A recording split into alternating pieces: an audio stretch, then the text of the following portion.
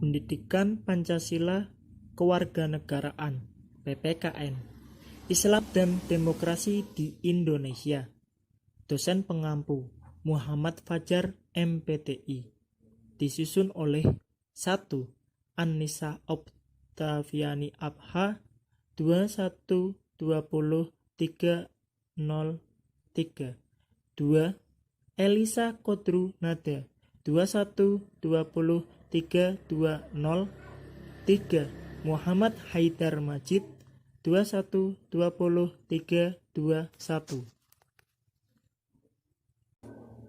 Assalamualaikum warahmatullahi wabarakatuh. Kami dari kelompok 8 mata kuliah PPKN akan menampilkan tugas PPT kami. Mohon maaf jika ada kekurangan dalam pembuatan tugas dari kelompok kami. Selamat menyaksikan. Demokrasi dikatakan berasal dari bahasa Yunani demos, berarti rakyat atau penduduk suatu tempat, dan kratein atau krotos berarti pemerintah, kekuasaan, dan kedaulatan. Sedangkan secara terminologi, demokrasi adalah keadaan negara di mana dalam sistem pemerintahannya kedaulatan berada di tangan rakyat, kekuasaan tertinggi berada dalam keputusan bersama rakyat. Rakyat berkuasa, pemerintahan rakyat, dan kekuasaan oleh rakyat. Pengertian demokrasi menurut para ahli. A. Aristoteles. Demokrasi adalah suatu kebebasan yang artinya kebebasan setiap warga negara mendapatkan berbagai kekuasaan. B. Abraham Lincoln. Demokrasi adalah sistem pemerintah yang diselenggarakan dari rakyat, oleh rakyat, dan untuk rakyat. C. Carles Cotello. Demokrasi adalah sistem sosial dan politik pemerintahan diri dengan kekuasaan-kekuasaan pemerintah yang dibatasi dengan hukum dan kebiasaan untuk melindungi hak-hak perorangan warga negara. D. Hans Caslen. Demokrasi adalah pemerintahan oleh rakyat dan untuk rakyat. E. Merriam. Demokrasi didefinisikan sebagai pemerintahan oleh rakyat, khususnya oleh mayoritas pemerintahan. F. Sidney Hawk. Demokrasi adalah bentuk pemerintahan di mana keputusan-keputusan pemerintah yang penting secara langsung atau tidak didasarkan dari kesepakatan mayoritas yang diberikan secara bebas dari rakyat dewasa. G. John L. E. Esposito. Demokrasi adalah kekuasaan dari rakyat dan untuk rakyat. H. C. F. Strong. Demokrasi adalah suatu sistem pemerintahan di mana mayoritas anggota dewan dari masyarakat ikut serta dalam politik atas dasar sistem perwakilan yang menjamin pemerintah yang akhirnya mempertanggungjawabkan tindakan-tindakannya pada mayoritas tersebut. B. Bentuk-bentuk demokrasi. Secara umum, demokrasi terbagi menjadi dua, yakni yang pertama, demokrasi langsung. Demokrasi langsung merupakan suatu bentuk demokrasi di mana setiap rakyat memberikan suara atau pendapat dalam menentukan suatu keputusan.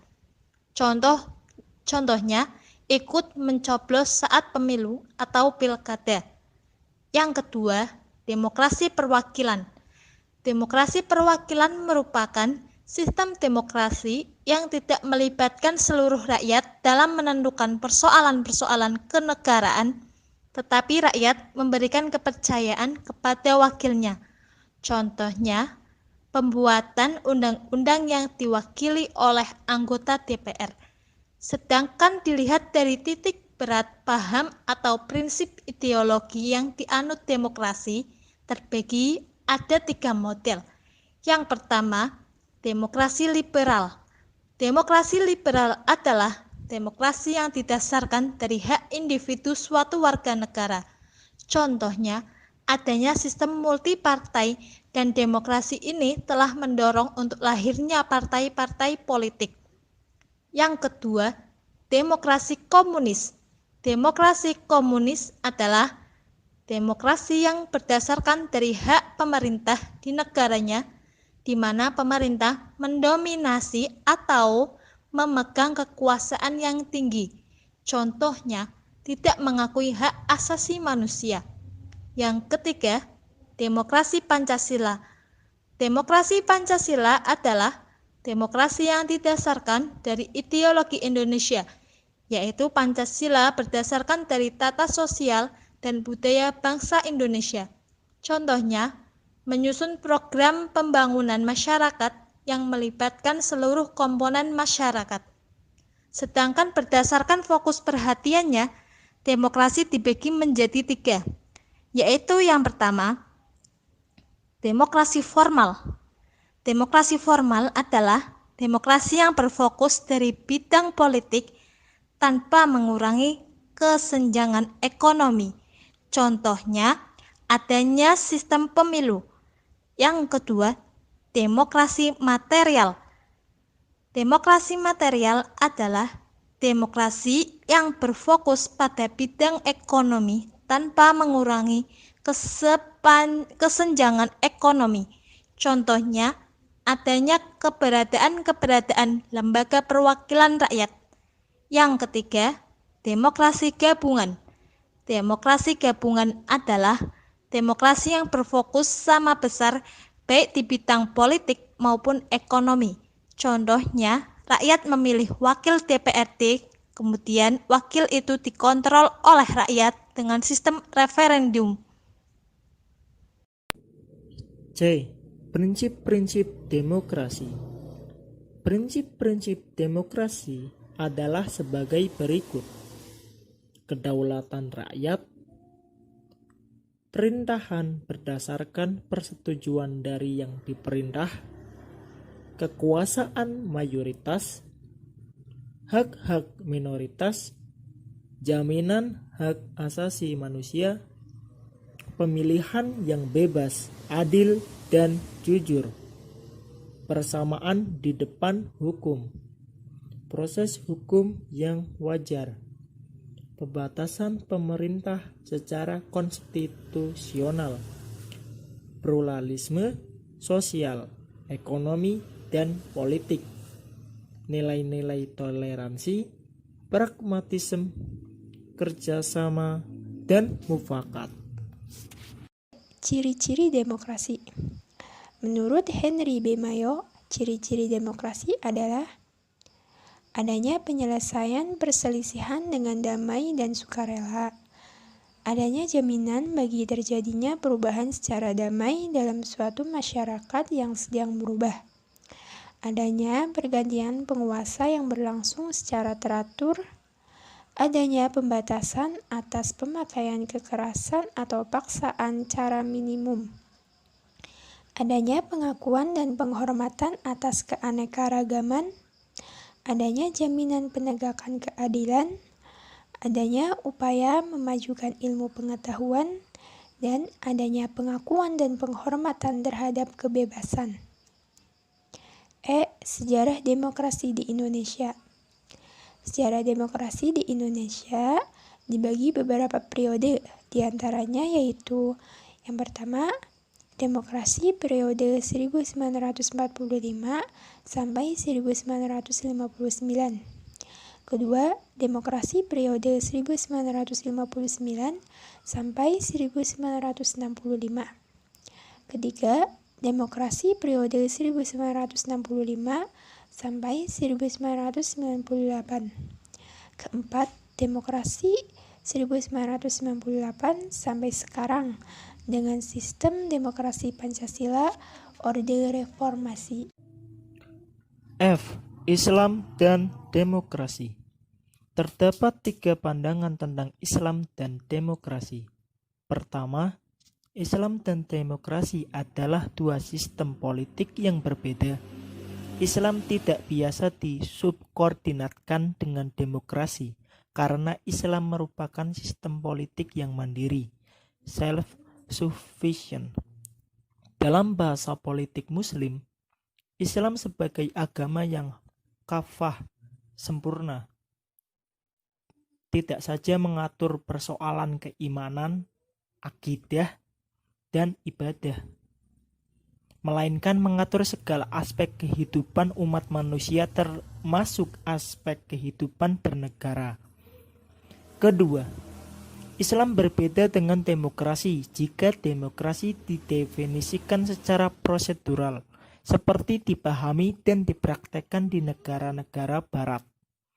Kelompok kedua ini menyetujui adanya prinsip-prinsip demokrasi dalam Islam, tetapi mengakui adanya perbedaan antara Islam dan demokrasi.